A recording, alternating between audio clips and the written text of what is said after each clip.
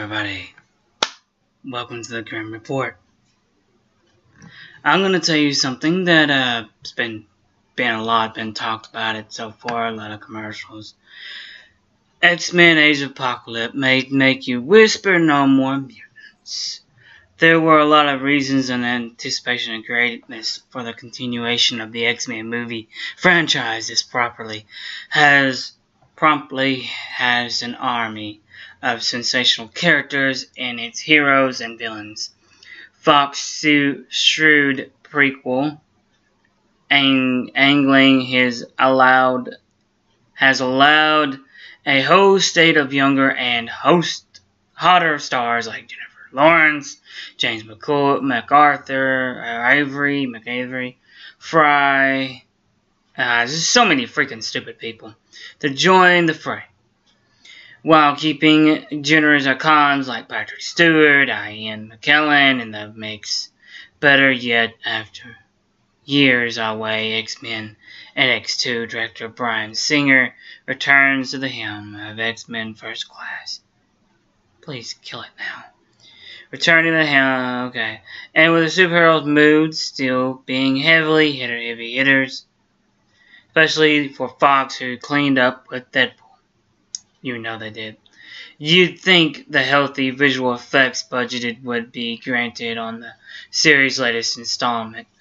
And yet X-Men Apocalypse is lifeless affairs, squandering its star power, underselling its characters, and muddying its action in gray and cutaways.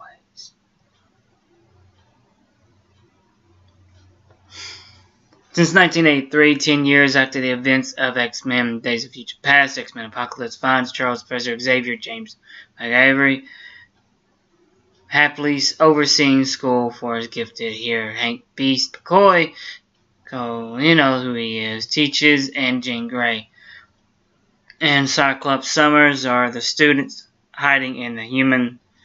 From Raven, Mystique, Mistake, his continuing Activision, feeling mutants like a transporting Kurt Nightcrawler Wangler from their captivity. As for Eric Magneto, you know Magneto.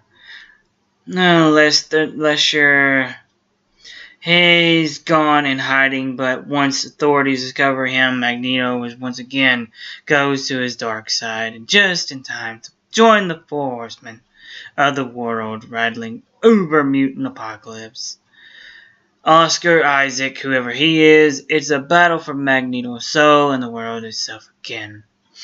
One of the true frustrations over X-Men Days of Future Past was how much it relied on you having seen previous films for its story to make sense before the time-traveling conclusion kicked those prior movie rights out of canon.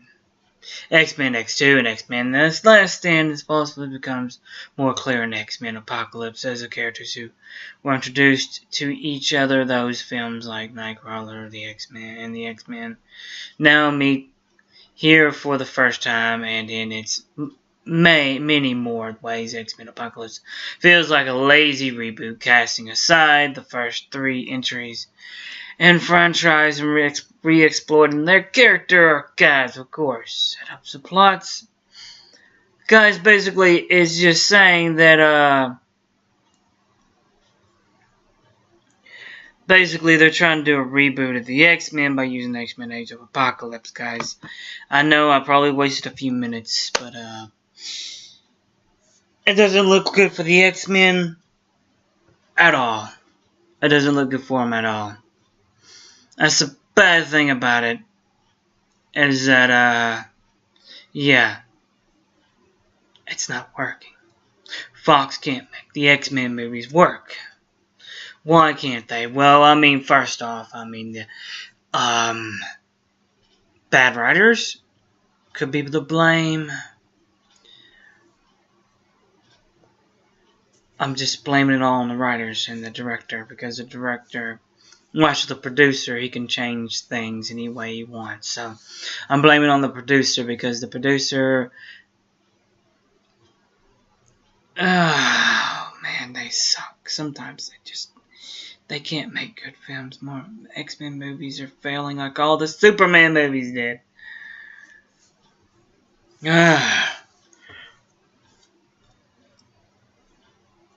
Like I said, it's coming out pretty soon. For those who want to go watch it, go watch it. But I'm going to tell you this. It's not the best of ideas. Because you may just find up seeing a failed movie. Hopefully the last of the failed X-Men movies, period. I know Age of Apocalypse is supposed to wind off the X-Men First Class movies. We don't know about the X-Men movies. But I simply digress. Good luck. Good night. God bless.